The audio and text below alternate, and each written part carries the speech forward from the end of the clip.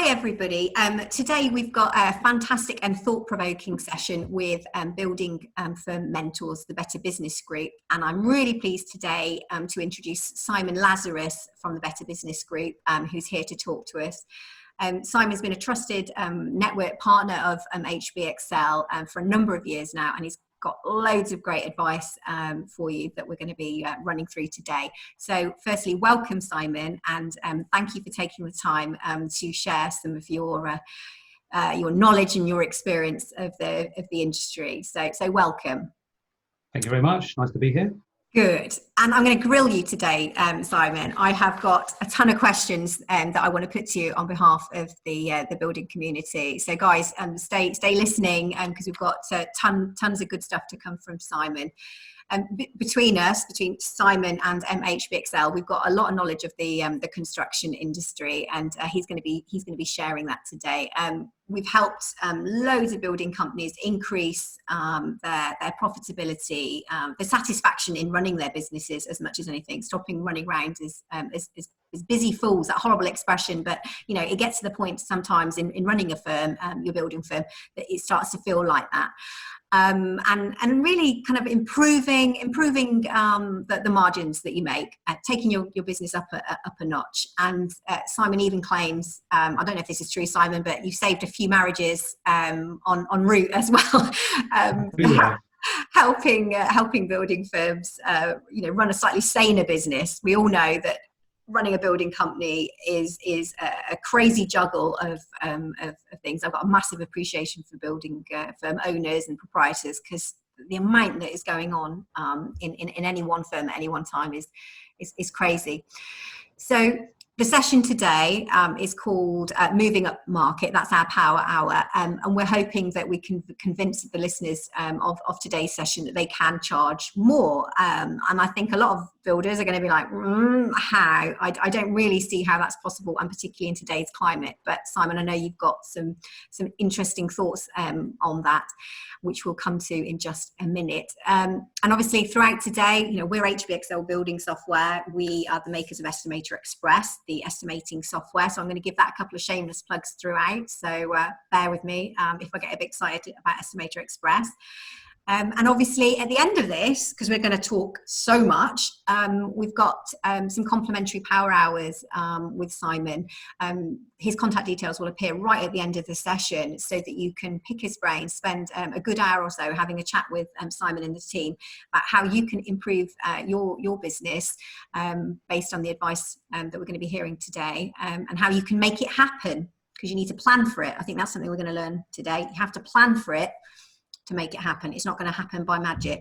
So we'll talk more about that session in a wee bit. So I've got my first question, because I've been on a bit of a monologue, so sorry, but I'm going to hand over to you, Simon. Okay. So tell me, why have you got so much experience of builders and homeowners? Where does this experience come from? Well, I've personally been mentoring builders for over 30 years. Right. The Better Business Group was formed over 25 years ago.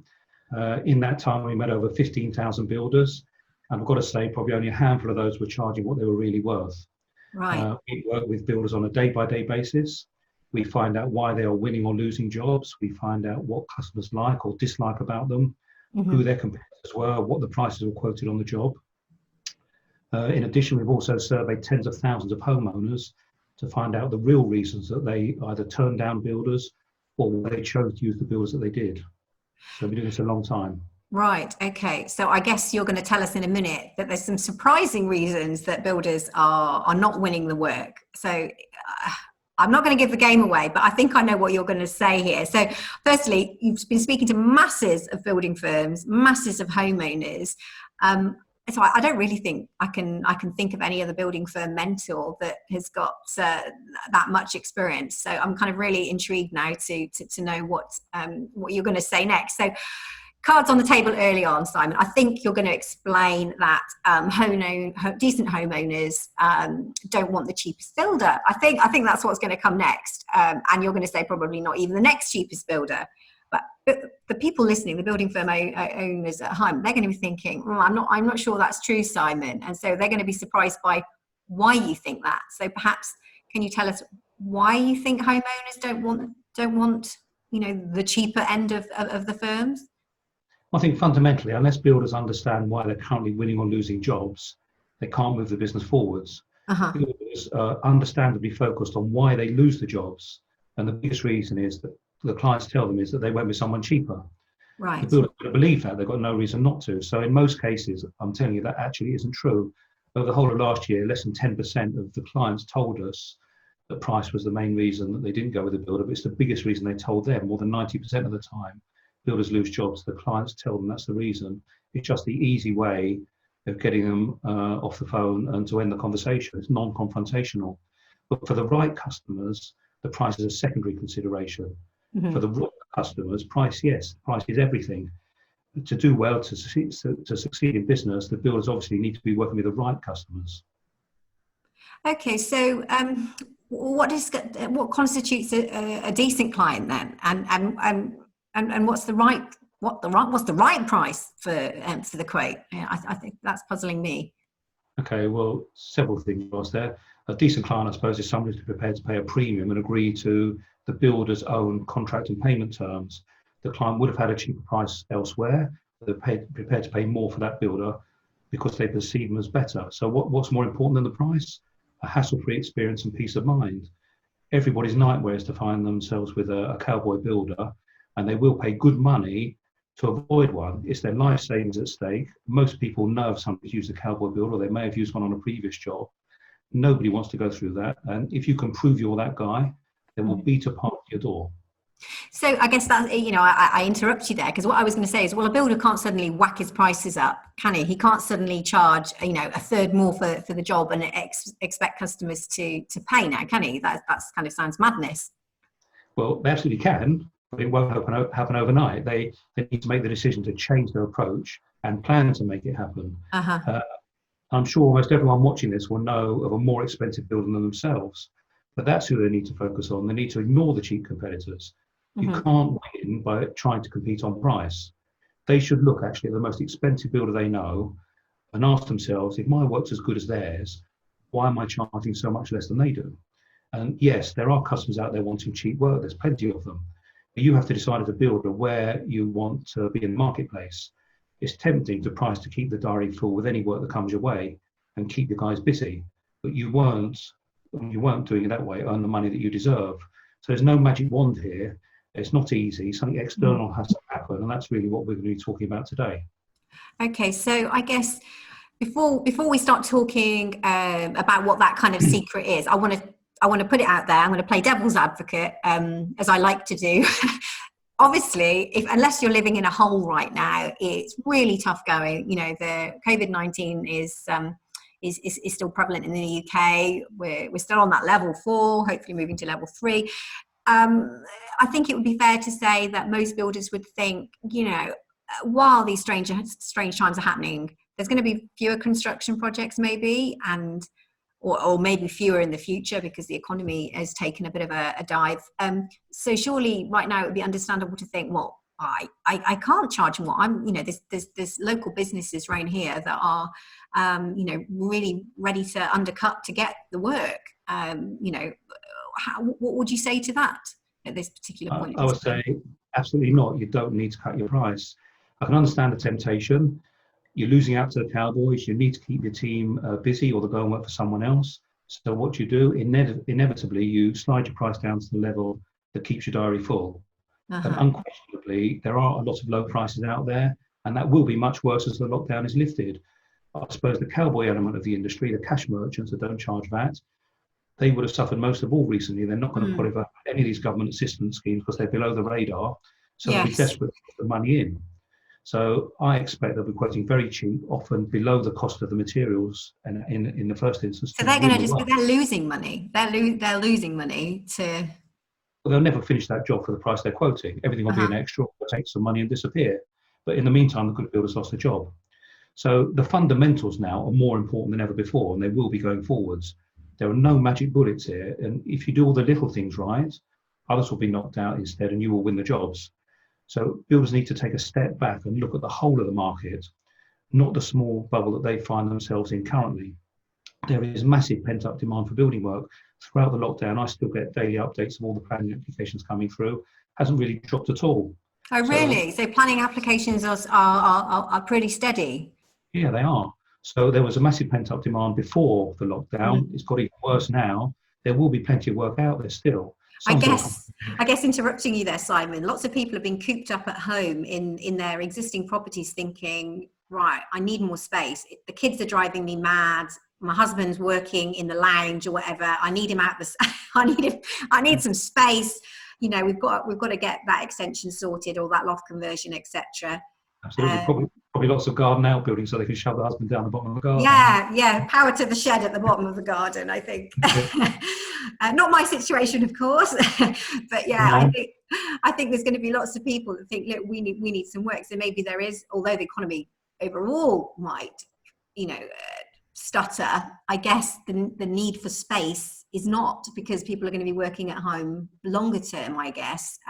People are going to have got used to working at home. But well, we've had a bit of a boom for the last 5 years in the building industry. It's much cheaper now and much easier to extend or renovate the property than it is to move. It's a lot less grief, and people are settled where they are. They just want to be more comfortable. So that's a growing trend, and I don't see that ending any time soon. Yeah. As you said, it probably exacerbated with the current circumstances. But good clients are, and always have been, desperate to find reliable and trustworthy builders, and they will pay a premium price for them. For the wrong customer, the price is everything, and good builders, importantly, good builders will never be cheap enough to make a profit with those bad clients. So, and any homeowner that's used a cheap builder or knows someone that's used a cheap builder, if they've had problems, they'll never make that same mistake again. They realise that you get what you pay for. And that's why good builders are always in demand, and they always will be in demand. So I think that the future can be quite rosy for a lot of builders. I think grossly they're undercharging now. And if they move up market, they'll find that they're very busy and they're earning good profits. So you've been talking about good homeowners, decent clients. So how are our viewers going to suddenly find those? Could you expand on that a bit for me? Well, yeah, that's quite an interesting question. That covers a lot of ground, and there's quite a few scenarios really. The big one actually are probably the ones I've already been talking to but have lost out to. Right. But most of these builders are talking to good customers all the time, but they haven't won the jobs. Chances are they didn't go with them because often they were too cheap. They didn't think they could do the job right for the money. I get that quite a lot actually. In fact, about 3% of all the quotes I monitor say they didn't go with the builder because he was too cheap and they didn't think he could do the job right. I guess it's what you were saying earlier. It's counterintuitive because you lose the job and you think, well, it's got to be the price. I've priced myself out of it. And the feedback that we get at HBXL is that a lot of builders think I'm pricing myself out. Sometimes when they undertake an estimate with Estimator Express, because it's so thorough, it's doing all the wastage, the VAT, the inflation, making sure they put a proper margin on the job. Suddenly they get a bit of the jitters. They're thinking, blimey, that seems like it's the price is a bit higher than I'm used to. And I think that's because they're suddenly estimating properly and they're including everything, and it's a bit of a shock to the system.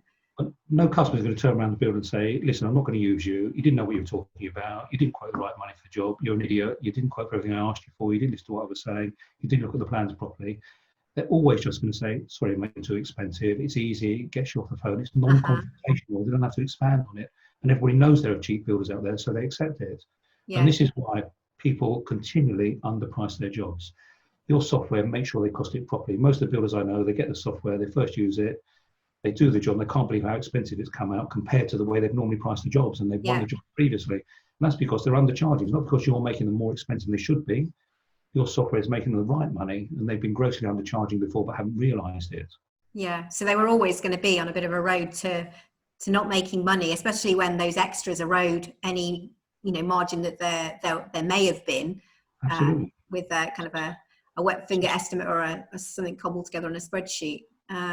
So often the customer will tell them they didn't go with them because they were too expensive.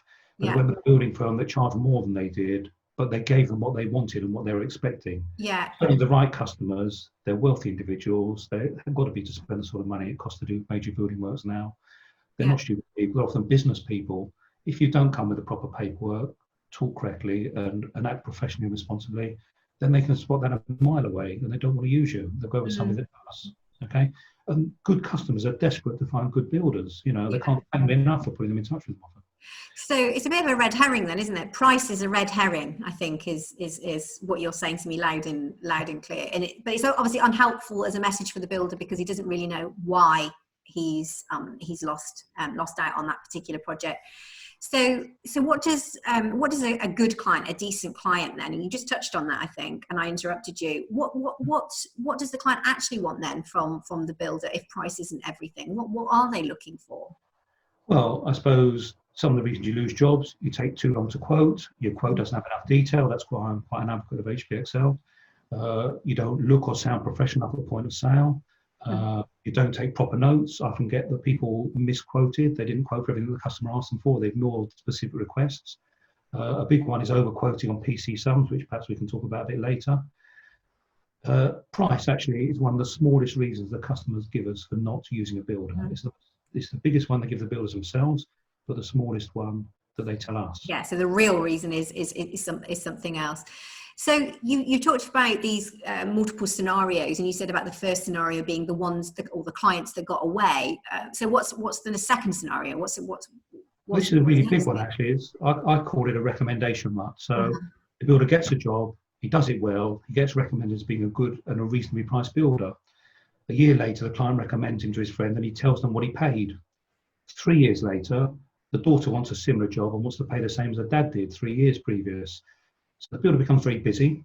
His suppliers are very busy and they're happy. The subbies are delighted, they're earning good money out of him. But the builder is making less and less profit in reality every year. And they have to take on an extra job to make up the shortfall.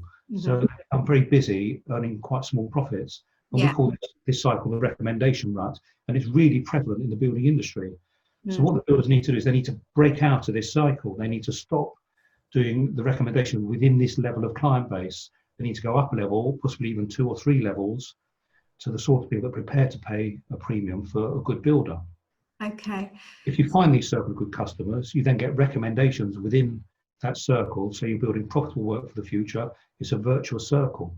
Right. Okay. So finding those customers, we touched on this before.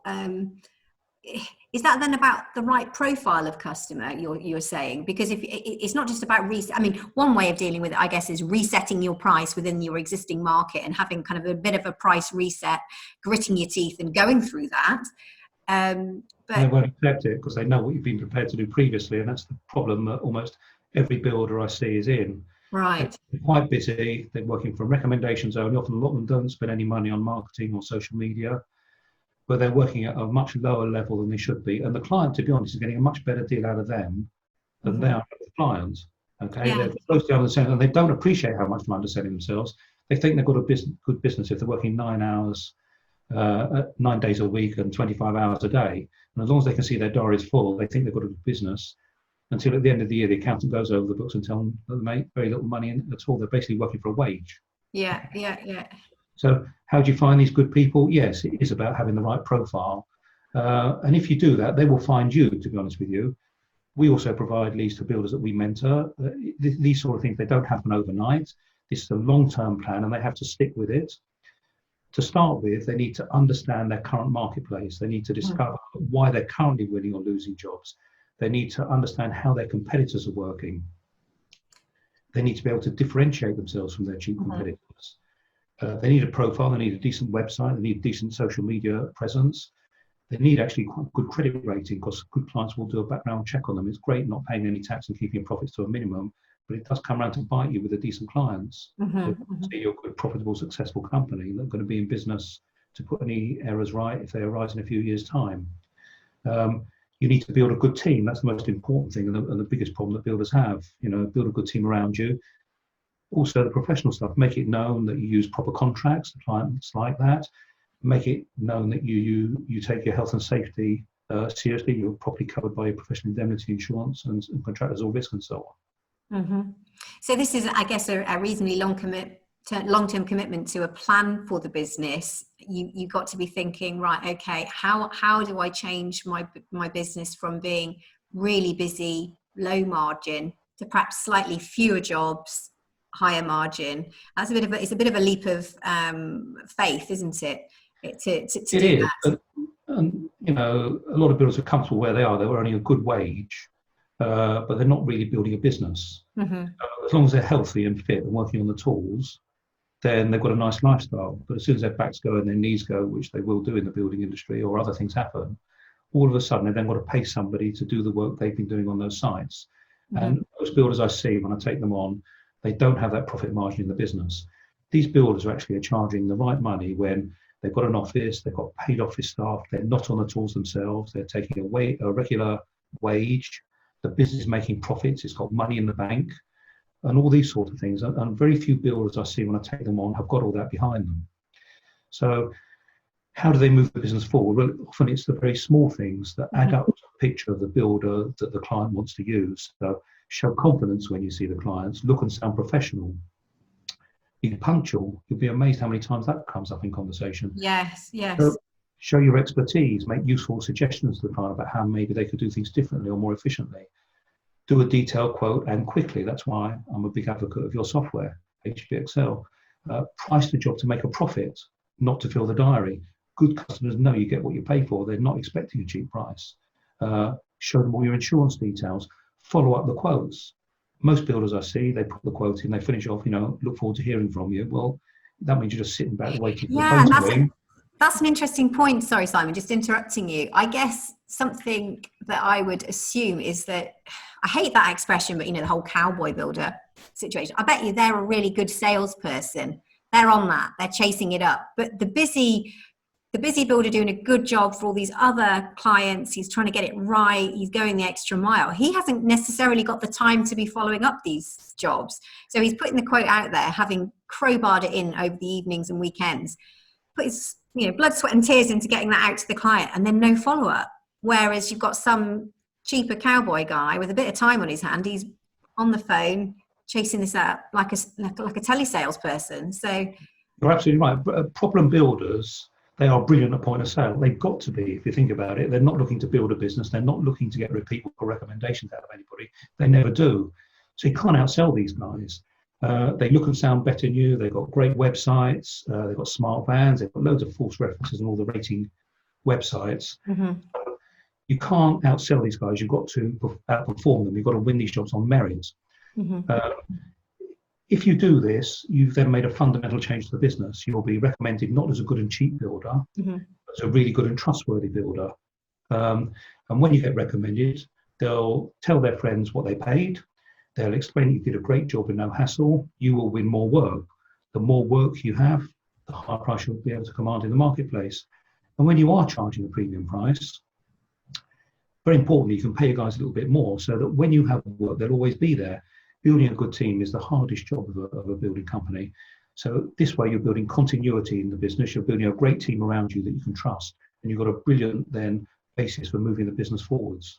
Yeah, I guess there's a challenge there, though, isn't there, in today's market where you're saying about the team and holding on to those subcontractors and not letting them wander off to somewhere else.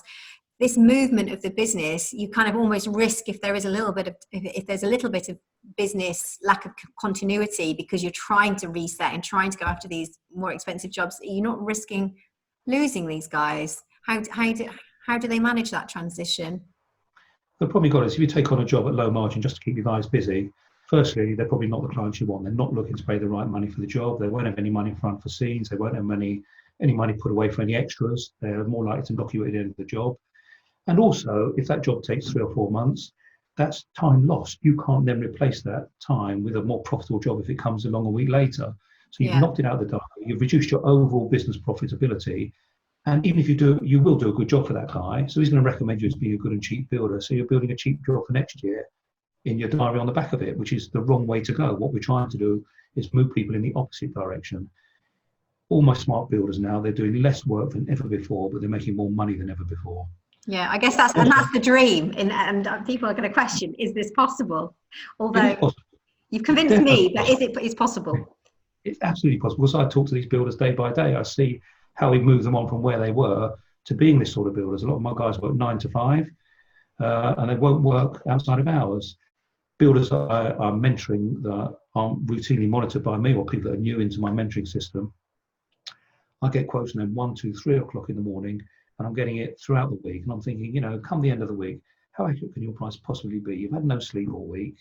More worryingly, in a few hours, you're going to work on a dangerous site. Yeah. It's just a nightmare. Over half of my builders are divorced, huge numbers of them, some many times actually, 3 or 4 times some of my builders have been divorced. No private life. The clients all demand to see you in your private time. You go out, you do a day's work, then you go out and see potential customers, then you come back and work on your quotes. When you have a private life, it's a mad industry. No other exhausting.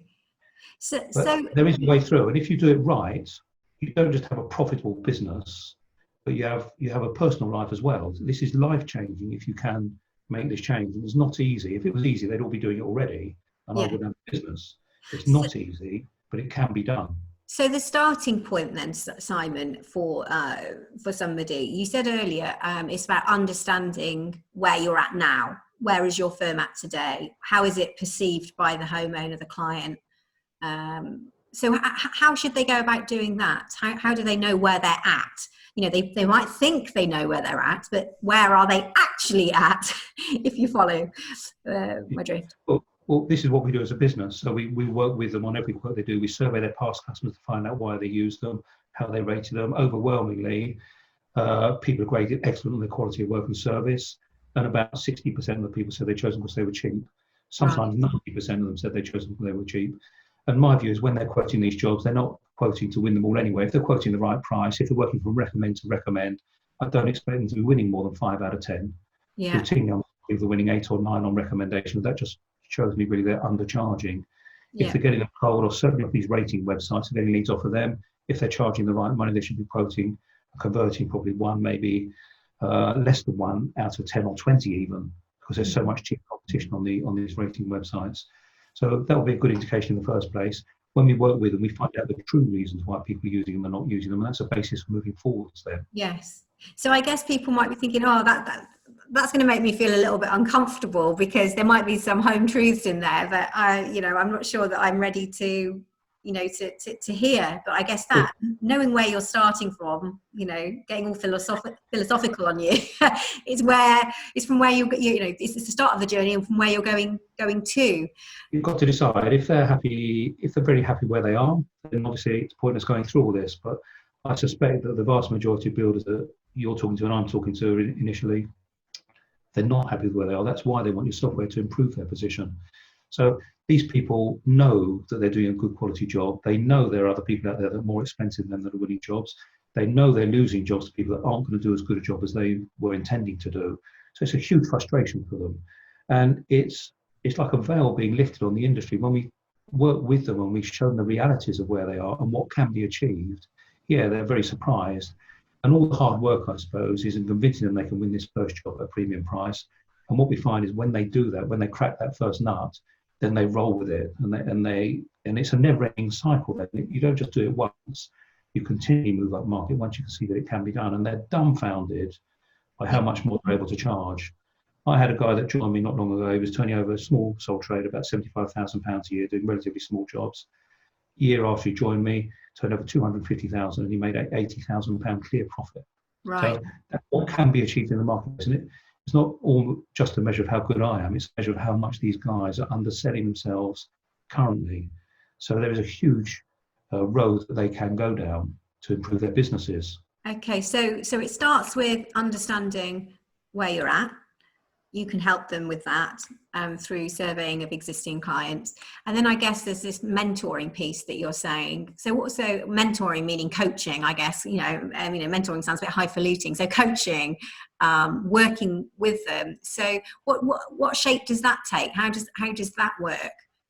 Basically, they put their inquiries through us. So we work with them and the clients to ensure they both have a good outcome. So we're in contact with the client, we send them a survey form to fill out as soon as the builder makes contact with them, not after they've done the job. They can't just give us their good jobs. So we send a blank survey, 2-part questionnaire. If they use them, they grade them in every aspect of their staff and their service. If they don't use them, they tell us why not. Mm-hmm. We then offer the client lots of help and advice, how to do due diligence, how to make sure the quotes are like for like. Would they like a free background check on all the cheaper builders? That normally throws out 9 out of 10 of them because they're seriously banned. That's interesting. So you actually will do a background finance check on the other building firms tendering against the builder that's talking to you. So absolutely. Routinely, the quotes I'm following up, there's always somebody quoting below the cost of materials. I know it can't be done. The good builder knows it can't be done. The householder thinks the builder's very similar. The quotes look similar because they're not detailed. The cheap guy is a much better salesman at point of sale. He's much more convincing. So obviously they're tempted to use him. So when we show them reality, look, that guy's got 2 previous businesses that have gone bust. He's got 4 outstanding category judgments worth 20,000 quid at the moment. He's currently losing £400,000. Do they really want to take a chance with that? All of a sudden, we turn it on its head. Rather than thinking that the good builder is expensive and that the cheap builder is the right money, they now think, well, blimey, maybe the expensive builder is the right money to do the job properly. And do I really want to take a chance with somebody? Sorry, it's my Alexa. Do we really want to take a chance with somebody that's got a proven history of defaulting and having problems with clients? Yes. Okay. So that's working with the builder then on these jobs, and I guess you're kind of responding to helping the builder respond to those queries. So if the client says, right, okay, this is looking too expensive or too cheap, you're helping the builder with his response to that. Well, yeah, absolutely. I mean, what we would say to customers is, look, the difference in price here is bigger than my builder's profit margin. Send me the other guy's quote, let me have a look over it, and let me go through it. And then they are never, ever like for like. The builder never gets a proper second fix specification. So a lot of them will put a PC somewhere for everything they think the client's going to need, and inflate the quotes. Yeah. That is the price that will need to be charged at the end of the day to do that job. But the cowboy builder doesn't want to do that. He wants to give a couple of page quote with no detail, so he can deem everything to be an extra later on. This is why software is so important, because it really separates out the good builder that's shown that they've taken the time and effort to look at it properly and quote everything the client's going to need. And they want that help and guidance. Often the architect certainly hasn't told them to consider what type of sockets they want, how many sockets they want, what type of flooring, what quality of bifold window. They want a 3 grand set of bifolds or a 9 grand set of bifolds. And these are all the things that can make the cheap builder look substantially cheaper. You know, just the second fix stuff can be 20-25% of the quote value on a lot of prices. So what kind of range of pricing are we talking on the same job? So presumably, if you're helping the homeowner and you're saying, look, okay, let's look at these, these other builders' quotes. Presumably, there's quite a massive range then of pricing that you're seeing. You know, my view is there is no correct price for the job. Within my builders, if I see more than one of my builders quoting on a job, the price band between my builders can be 100% top to bottom. Really? Absolutely. I can find people off the web half that price again. Any of these builders that think they're too expensive, if they halve their price today, the client would still find a cheaper price to back them against. They've got no intention of using that cheap guy. It might be a 3-line text without even coming around and seeing the property, but they use that price to try and bait the builder down to the cheapest price he'll go. They want to see them bleeding over the carpet so they can get the best deal out of them they possibly can, even if they think they're cheaper. I've had it. The client's told me that my builder's £50,000 cheaper than the other guy and they're going to go with him. And then they phone up the builder and say, look, you're £50,000 more expensive than the guy I'm thinking of going with. If you match his price, I'll use you. Just to see if they get a bit more out of him. And this is all builders here all the time. Price.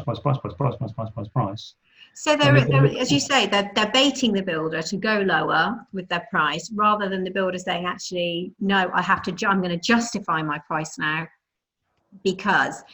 I mean, I guess is one tactic to kind of do the comparison of the quote. Let me look at that other quote. Let me look at that cheap quote that's 50,000 because I can tell you why that's. Clients very reluctant to let them have it. Right. Because often they're spinning my yarn anyway, but they often do let me have it. Yes. I'm not the builder, so they'll tell me and discuss stuff with me and show me stuff that they won't do with the builder themselves. This is a fundamental thing. We're successful because we're not the builder. We get information they can't get themselves. The true reasons people chose them. Not what they tell them, the true reasons they didn't use them, and the prices in the marketplace. So if people are working in an area, we tend to find out who their local competitors are and how to sell against them in the future. Right. So these are all the things we're doing on an ongoing basis. And I suppose it's supply and demand. Once people start to be more successful, win more jobs, they're able to put their prices up. If the next client doesn't want to pay that price, they don't have to worry so much because they're building a client base that will keep them profitable and in business. And if they have a gap of a few weeks or a month, it doesn't matter. They're still making more money at the end of the year for doing less work than they would have done. They're paying their guys a bit more. So to be honest, everybody's having an easier life of it, and they need to space the jobs out. You can't pile these jobs one on the other, because if one falls into a problem for whatever reason, or is delayed by weather or problem with the spec or the foundations, then it's a house of cards. The whole lot come tumbling down. So you need to be able to space these jobs. Builders work far too much. As I said, I get emails in the early hours of the morning every day from builders, and they shouldn't be working then. They should be having a bit of a kip and some private Yeah, time. indeed, preventing their divorce. Yeah. So I'm not joking about that. It's very serious, isn't it? Because as you say, the running of the company completely eats into all personal time and life. You know, on weekends, on the after hours. You know, can you come around the house 6, 7 o'clock when I've got home from work? Look at the project. Sorry. One of my better builders, he works 9 to 5, and the client was desperate to see him. He came highly recommended. We highly endorsed him. He wanted him to come around on a Saturday afternoon to see the property. And my builder says, look, I work 9 to 5, have to see you anytime 9 to 5. I don't come out on weekends. At the end of the day, the client paid for a taxi and a babysitter. Really? To come and visit the site to do a quote. So that's the strength and the power that the builders have if they get known as being a really good and trustworthy and reliable builders. People want, they're desperate to find a builder like that. But what you've got to do is show that you're different to the guy that's quoting a cheap price. You can't just do what you've ever done before and bump your price up and expect people to swallow it, because they won't do that. You have to give people a reason to pay the premium. So all that said, just thinking about one of the big questions we get. So the Estimator Express software, it prices all the materials, the labour, the plant, etc. You know, right down literally to the last tube of kind of mastic and box of nails kind of thing. It's very detailed. But one of the big questions is, well, what margin should I put into the software? What profit margin? What overhead? Because I think people forget all of the running costs of the business outside of the actual project cost. So how would you answer that? Okay, nobody's going to believe what I'm going to say next. Firstly, most guys, what they tend to do is do labour, plant and material, bung 20% margin on, and that's the price they're probably going out in the marketplace. What they're not allowing for is the general running cost of the business, all their vans, their loans, their insurances, all this type of stuff. On a small to medium business, that's probably 15% of their turnover. Yeah. So if they're putting a 20% markup on, they're probably only working on a 5% margin in reality, which is well within the margin of error on the job or any delays. Yeah, for sure. So firstly, they have to do plant, labour, material, and in their business overhead of about 15% of their costings. Then they need to put, sit down everybody, they need to put about 30% on top of all of that lot to quote the job. Nobody's going to think that's possible, but I can tell you it is, and it is achievable. Yeah, it does sound kind of difficult to swallow, but nevertheless, that cost exists, doesn't it? It does exist. All the insurances, the cost of motor running, the fuel, just getting to and from clients. Absolutely. You've got to factor this.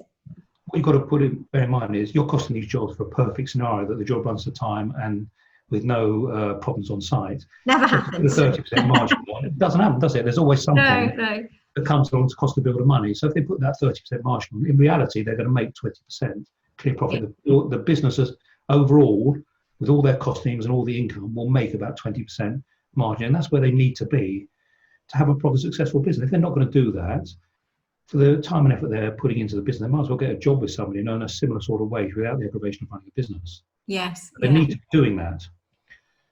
The other, even if they do that, that doesn't mean they're charging the right money for the job. Mm-hmm. Interesting. Most builders I see, they keep the cost of their business low, keep the cost of running their business low. So they're working from home, their wives or girlfriends are helping them doing the paperwork, they're hands on the tools themselves. And what you've got to bear in mind is if you put your 20% or 30% or whatever it is profit margin on top of those small cost base, that gives you a certain selling price. Now, you may well be competing and hope you'll be one of these builders in the future that have offices, staff, a lot, they're not on the tools themselves, all these costs and overheads that the builders we're talking today don't have now. So when those bigger builders, more established builders, put their profit margin on those costs, they can be 2 or 3 times the price of the builders we're talking to now. They're still in business, they're still winning jobs. So all this is definitely achievable. And if you want to be in a situation in a few years' time where you're not on the tools yourself and you've got a valuable business and you're building a proper business, you need to be charging that price now.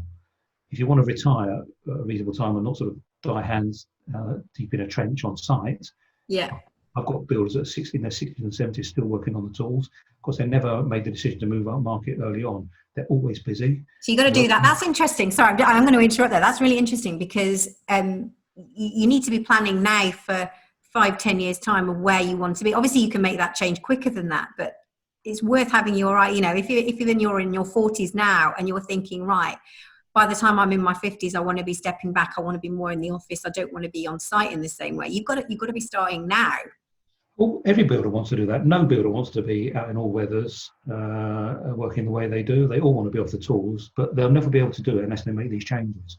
And they have to do it now to give them the money to be able to pay for people to do what they're doing on site. As soon as they come off site, they're not revenue producing. They're a cost to the business. They've got to pay somebody to do what they've been doing, and they're an additional cost in their own wages. Yeah. Plus, if they're expanding the business, they've got the extra overhead that comes with it, with the staff and offices and paperwork and all this type of stuff. Yeah.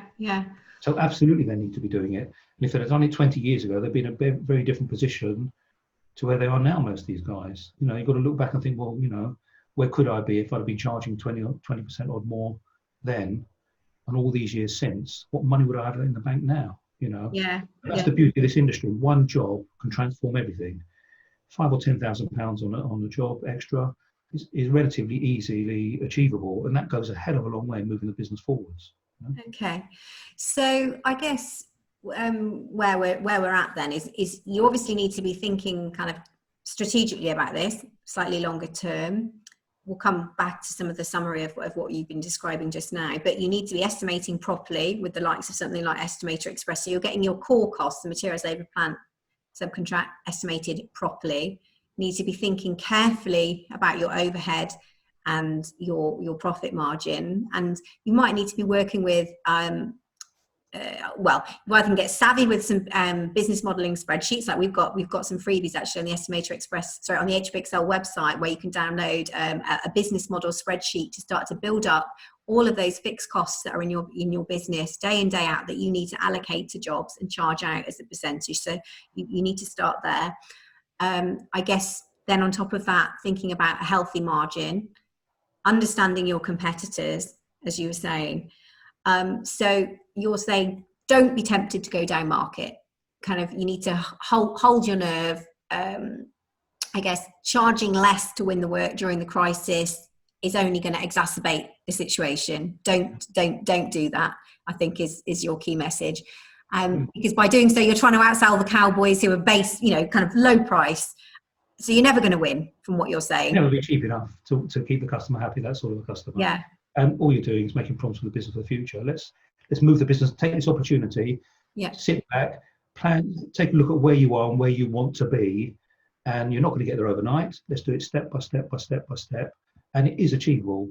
I've been doing it for 25 years. I can see the differences it makes to different people that come on board with us, and I can see how revolutionary it is to their lifestyle. And life-changing, I think you use your expression. So it's about outperforming these other firms then. You've got to outperform, and you have to have a plan of how to do that. So being brave, thinking long-term, talking to you, I think would be a really good first step. I'm bound to say that because we're talking now, but I think from everything you said today, I'm convinced that if you think about it carefully, tactically, writing it all down, where you want to be, what you think you need to do, even if they don't talk to you, I guess, observing their competitors. What are their competitors doing? Having a look at how they run things.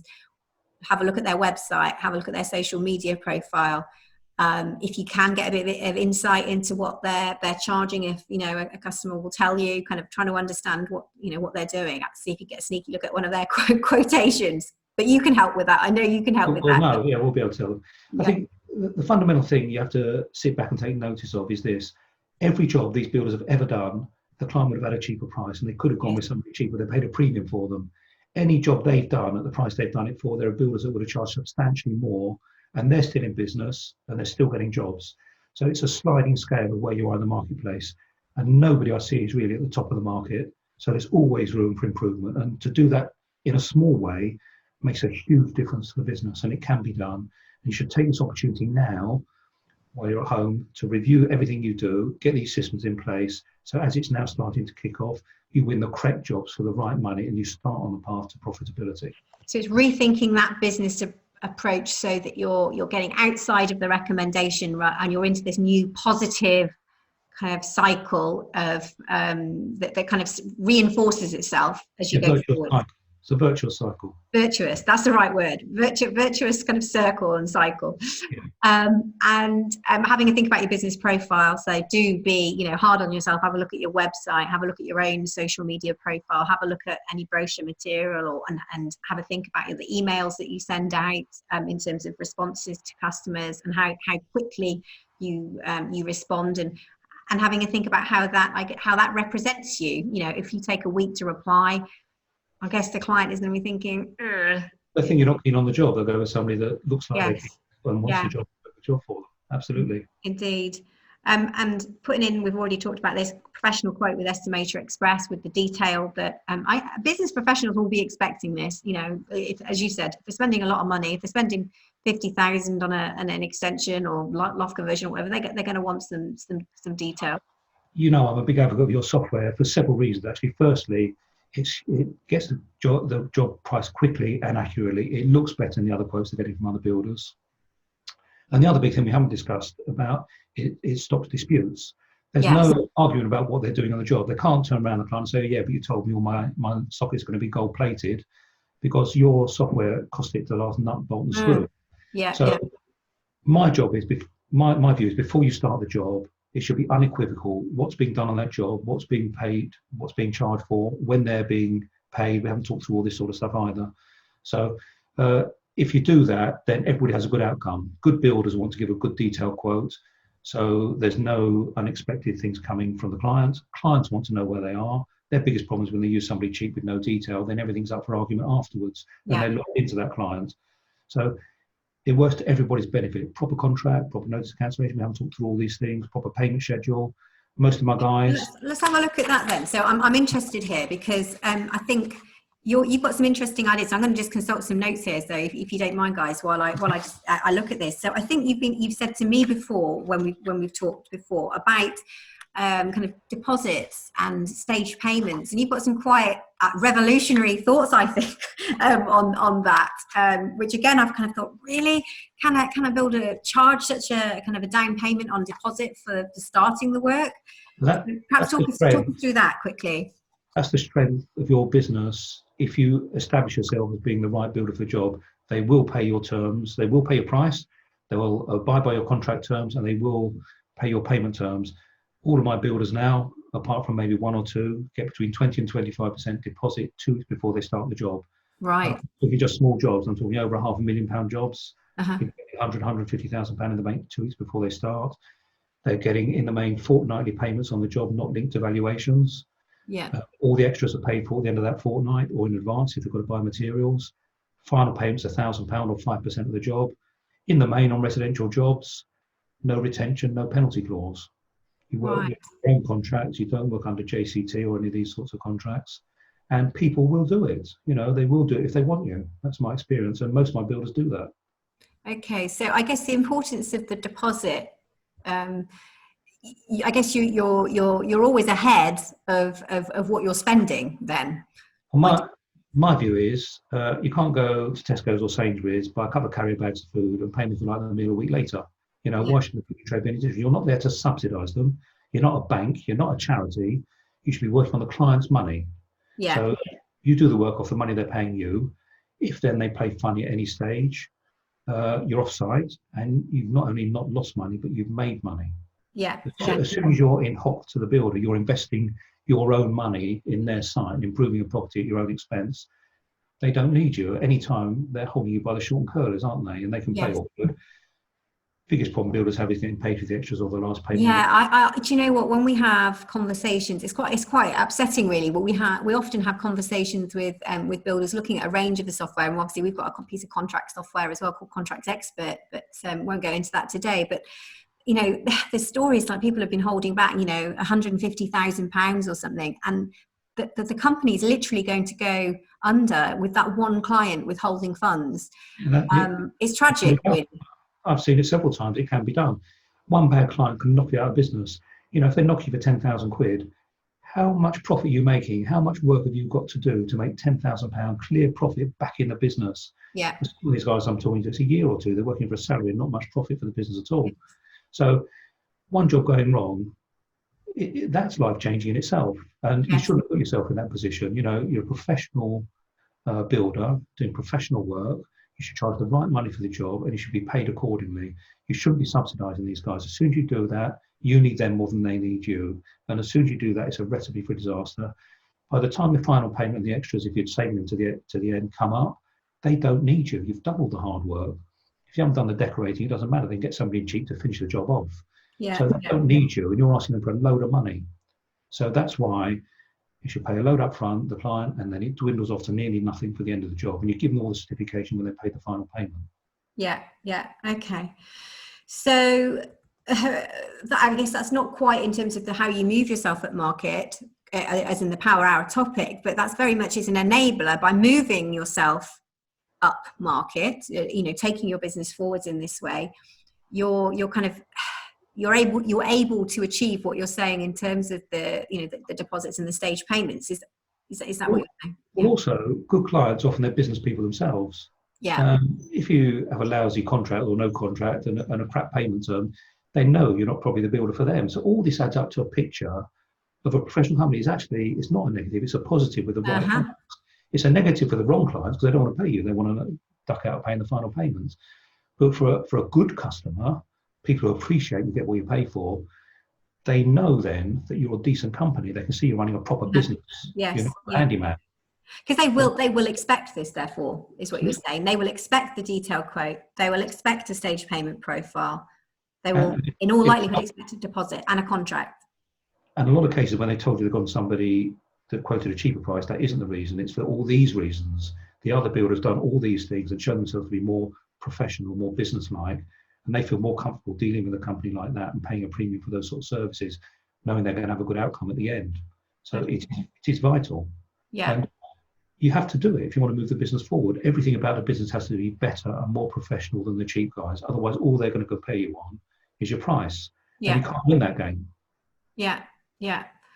Well, as I said, it's been really thought-provoking, and I guess the next step for anybody wanting to kind of think, well, if they're thinking, right, this is good, I've got to get onto this while I've got a little bit of brain space. The first thing to do is what? Speak to yourself. Have a chat with the Better Business Group. Is that? Yeah, we're more than happy. We'll give them an hour of consultancy free. We'll have a chat.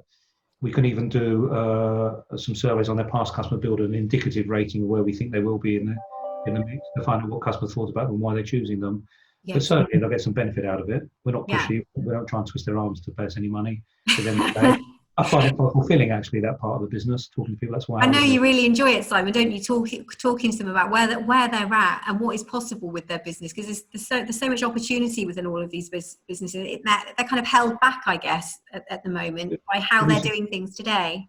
You'd be surprised what a difference in their outlook an hour's conversation can make, and how it really enthuses them to go and move forward again. If they see the light at the end of the tunnel, now is the best time to do it. They're quite normal. Normally, I have difficulty having a 10-minute conversation with the builder because he's up on a roof or something. But now, every conversation I'm having with the builder is over now because they're all at home. And to be honest, they're looking for a distraction from the kids. So it's working quite well, actually. So I'm more than happy to do that. I was going to say that I suspect that a lot of builders and building firm owners who are listening to this, they don't have a sounding board to talk through their business and their goals for the business. It's quite an isolating kind of role, really, because it's not like you're going to talk to your competitors down the pub or anything. Clearly not. How's business for you? What are you doing? That's not going to happen. So who do they talk to? How do they move things forward? It is a very, very lonely industry. They only hear good things from their friends and their mates that are in the building, and most of it's a lot of cobblers anyway. They're not making the money they say they are on these jobs. And the benefit I have is I talk to a massive range of builders, from sole traders up to PLC companies. I see what my good and successful builders are doing, and what all the things I've said today. What we're trying to do really is pass the expertise down to builders that are coming up maybe a few years behind them. So don't make the same, often very costly mistakes that those builders made to get to where they are in the marketplace today. So you can leapfrog 2 or 3 levels if you follow this advice. It can be done. It's not easy. I can't wave a magic wand over people's businesses and transform to being profitable overnight. They need to take the advice we give them and put it into practice, which can be hard going with some of these builders once they start getting back on the tools. If you take that advice, sit back, make a plan to move the business forward and take advice, feedback off. If it's not working, we'll look at why not. If it is working, we'll move to the next level.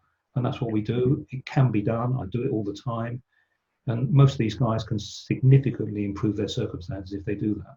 Right. Okay. So it starts with, as I'm going to say, a call to you, Simon. Contact details are going to come up in a moment at the end. So there'll be your email address and phone number. So you can speak to Simon, and why not take advantage of complimentary coaching hour with Simon to understand your business a little bit further.